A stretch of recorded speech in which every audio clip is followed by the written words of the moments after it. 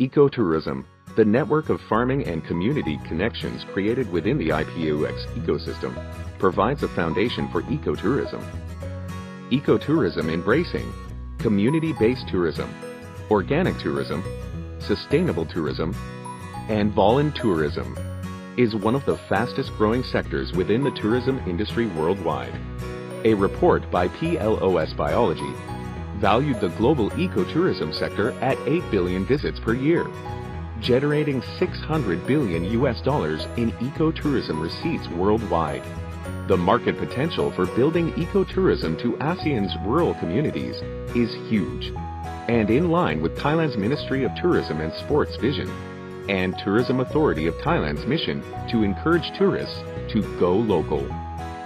A vision and mission shared amongst other national tourism offices in Cambodia, Laos, Myanmar, and Vietnam. The global market for ecotourism, a small-scale alternative to mass-scale tourism, has exhibited double-digit growth since the early 1990s due to the rising ranks of discerning tourists and market players acutely conscious about the fallout on environment from reckless development of tourist spots. In the next couple of years, the market is forecasted to expand further to account for almost a quarter of the global travel market by taking forward good practices and applying them to various facets of the market.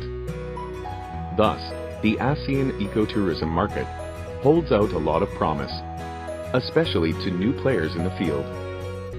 Thailand is leading the way in ecotourism, and our ASEAN partners are fast catching up.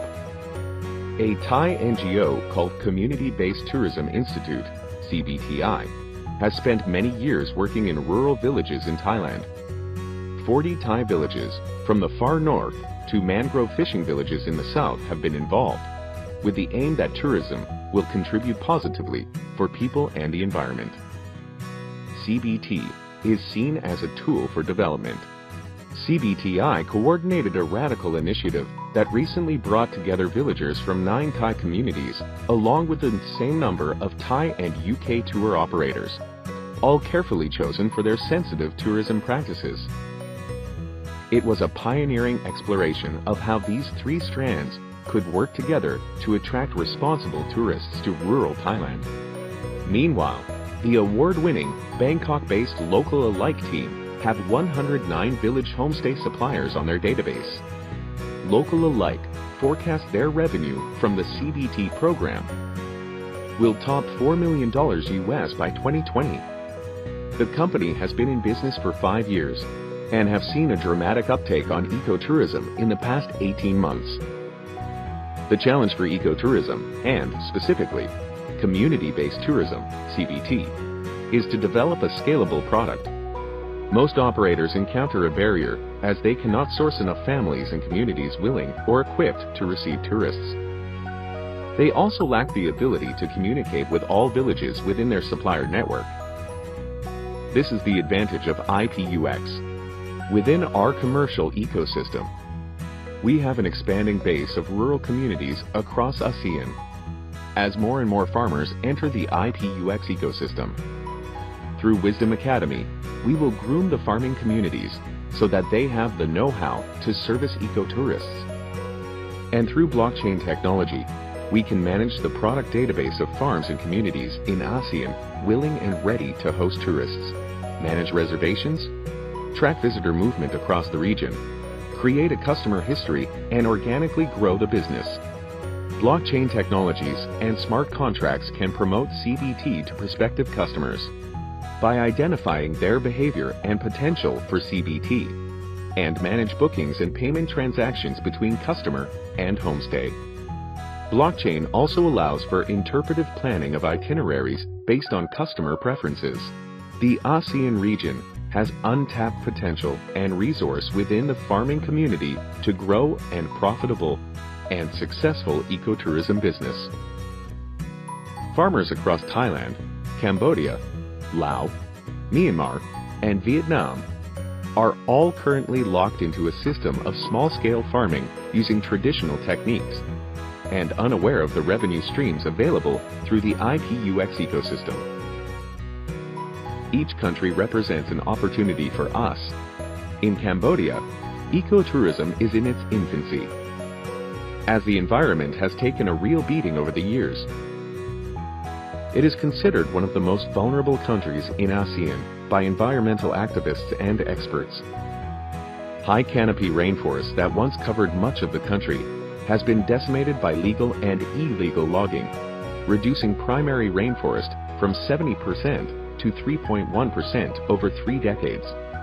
What hasn't been achieved by environmental disregard has been achieved by population growth in a country where subsistence-level living is the norm and resources are not used in a sustainable or renewable way. Farming is widespread, comprising of small-scale farming. These rural farmers lack the knowledge of improved productivity and their financials. Laos has a low population density, unspoiled diverse ethnic lifestyles, and perhaps the richest, most extensive network of ecosystems in ASEAN. A network of 20 national protected areas was designated to protect and conserve its ecosystem. It is often cited as one of the best designed protected area systems in the world.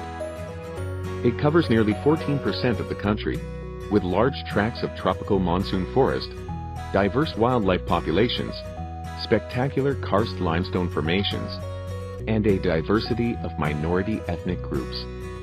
Laos's agricultural sector is mostly made up of small independent farmers, and those selling beyond the local community are locked into contract farming and a system controlled by middlemen. Myanmar ecotourism sector has yet to take off in a land of richness of nature and diversity of species. It is endowed with one of the largest forest covers in the region. More than half of the country is still covered with forests. The land area of Myanmar has a variety of natural resources, plants, and animals. The richness of biodiversity makes Myanmar ideal for ecotourism. While the agricultural sector in Laos follows a similar model to that of Thailand and the other countries mentioned here, widespread, small-scale farming. Vietnam puts little pressure on the tourism industry to develop sustainable practices. Meanwhile, the enthusiasm of international hotel chains and local developers may well lead to ghettos of 5-star resorts and golf courses guzzling large quantities of energy. There are some ecotour companies offering green travel experiences, but these are few and the market remains relatively untapped.